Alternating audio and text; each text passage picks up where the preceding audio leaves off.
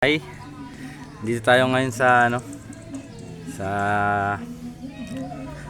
bahay ng aking misis. So kakabitan natin ng solar panel. Dito tayo nakikitira ngayon. So medyo mataas ang ating bill, kaya kabitan ko ng pang TV at saka pang electric fan man lang na gamit para makabawas-bawas. So nakapagkabit na tayo ng isang L-foot. So itong L-foot, ito yung parang pinakang paa ng ating solar panel bago natin ikabit bago ikabit ang solar panel. So ikakabit natin tong railings. So ito yung pinakang paa niya, para itong railings ay hindi para ito yung nakatayo. So tuturo ko sa inyo kung paano ba to kinakabit sa mga bubong.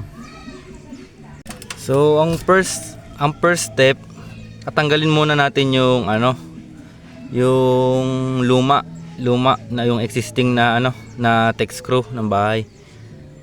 So yung luma tatanggalin natin, then papalit natin tong mas malaki na pang solar.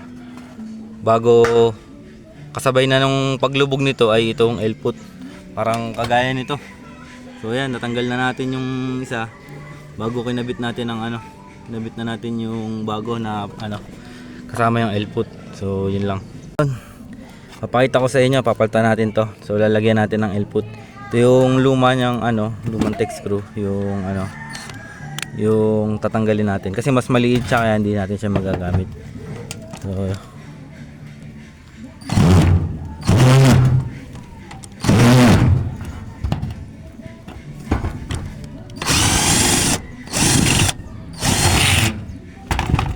So ito na yung luma. Ito yung lumang text screw. Kung i-compare nyo, ayan, mas maliit siya kumpara dun sa sa ating kakabit na text screw.